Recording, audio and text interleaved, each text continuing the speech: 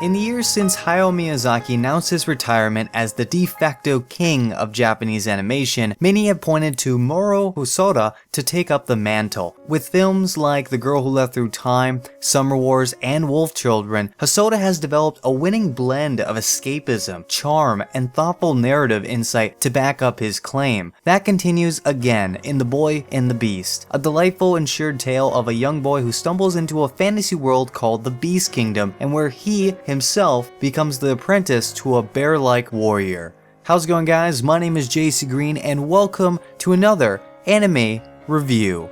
Starting off the story, we are introduced to this world just as the Lord of the Land announces that he is going to retire and reincarnate as a god. While we humans can't reincarnate at all, the beasts within the world have the chance only if they happen to be a lord. Of course, with any land where there may be a noble ruler, a successor must be found before the reincarnation takes place. This is where we meet Kumatetsu, one of our main characters, who must battle when the lord decides to finally reincarnate. The film then follows a homeless 9-year-old runaway, Kyota, who is transported to the world of Jotengai, an alternate fantasy world inhabited by beast-like creatures thriving in a seemingly peaceful society, and soon adopted as an apprentice by the fighting beast Kumatetsu, who teaches the young boy how to fight and stand his ground. The adventure itself between Kumatetsu and Kyota is quite interesting, and will have the audience drawn in with each heartfelt moment. These range from fights between the two, while Kumatetsu is in fact raising Kyota, responsible for all of Kyota's training, and his decision regarding his life path. With any movie on the subject of growing up, there are some hard life choices that have to be made, and many characters learn that it's not that easy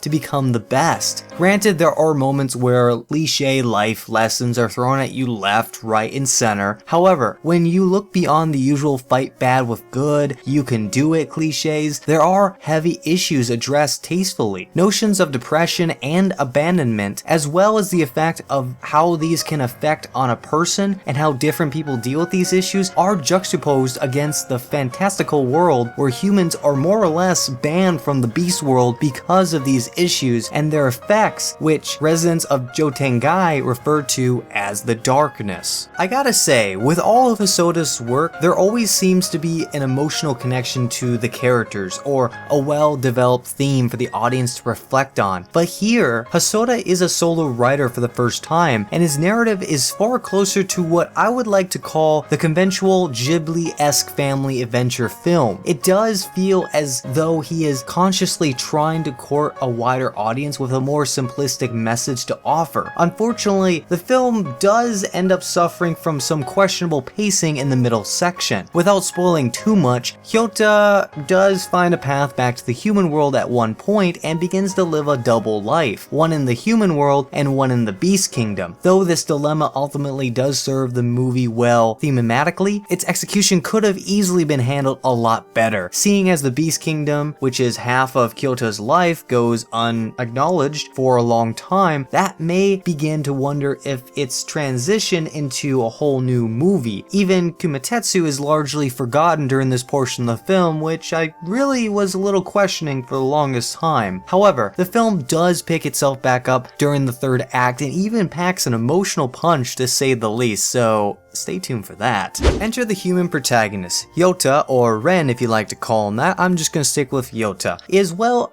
He's a homeless boy who hated everyone and even his dependent self. He's an outcast and a loner in a literal sense. He is alone because he just left his family, and he's also alone because he's the only human child in a monster world. Seeking strength, he inspired to become a stronger, independent man, while also finding a place where he can also belong. He then meets Kumatetsu, a bear beast strong martial artist. Though he's childish and stubborn nature made him an outcast in the beast world just as much. Both are childlike characters. Kyota is, indeed, a literal child, but both wanted to become stronger. Kumatetsu needed an apprentice in order to be able to challenge his rival, Iouzan, while Kyota wanted to become stronger because he hated his weak self. This interaction is beautifully captured and reveals each character's characterization. Witness how the story story unfolds as we get to see these two socially awkward master and apprentice find the meaning in strength. Though both seek strength, they see strength in different ways. Kumatetsu saw strength as spirit, as well as will, or sword in your heart, he said. This is due to him having trained alone since little. Slightly different, however, Kyota saw strength in someone else, precisely because he had a mentor and often seen mimicking Kumatetsu's movements. Both lacked what the other had, and that made them stronger as they teach each other. Overall, I gotta say, the character interaction is definitely one of the biggest things I can definitely take note in this anime. And as well, there are side characters that I could have mentioned and probably spoiled some things, so I will leave it to your own viewing pleasure to find out more about these characters. As far as the animation art goes, it's a bit of a hit or miss with Studio Chizos' production. The design of the Beast World and its inhabitants are creative and well done, I gotta say. But the film also incorporates a lot of CG, and well, I gotta say, it doesn't really work very well. For instance, while a scene involving a flower petal transforming into a giant butterfly looks amazing, a later scene involving a CG rendered whale suffering from frame rate issues is a bit of a problem. But I gotta say, overall, The Boy and the Beast's animation is expectedly top tier, with particular effort seemingly given to just about every inhabitant of Jotengai, making each beast more distinguishable from the next. In the same vein, on his other works, Hosoda used a lot of bright colors that are very relaxing to watch. The art is also very beautiful and very fluid in its animation, that is art design, not CG. All of the settings that are seen throughout the movie will leave you breathless. Hosoda definitely knows what he's doing when it comes to the art and presentation of his movies, and I gotta say that's a good plus, just lack on the CGI.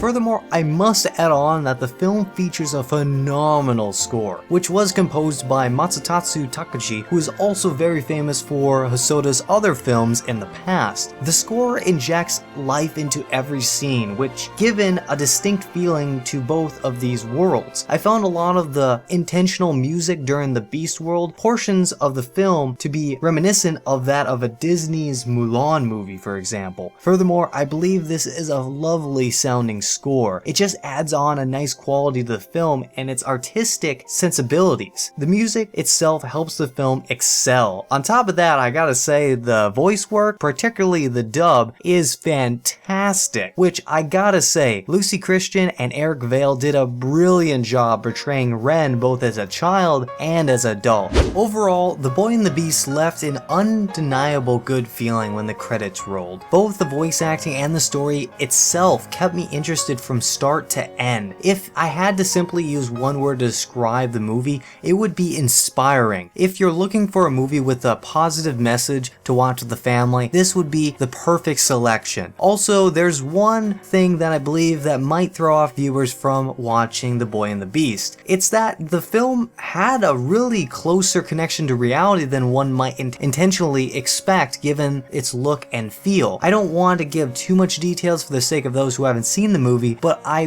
think that this aspect of The Boy and the Beast contributes to that individual group family cluster of themes that the film explores and grounds a question of how people themselves view their families and those close to them within the context of their society. I think it's unlikely that many would name The Boy and the Beast as their favorite of all the Hosoda films, but nevertheless, I do feel this has been his most complete film to date. Even if it doesn't raise to the high notes seen in his previous work, it stays the course and it doesn't come crashing down before the end, which I think is an important achievement in his filmmaking career. Anyways guys, this does wrap up my anime review of The Boy and the Beast. Hope you guys did enjoy this. Please guys, comment down below on your thoughts and opinions of this movie. If you guys did enjoy it, hey, let me know. If you guys didn't like it, let me know as well. I would love to know your thoughts and opinions of this particular movie. But anyways guys, of course, this completes my review and hopefully you guys did enjoy. So my name is JcGreen and I will see you guys next time on my next anime related video.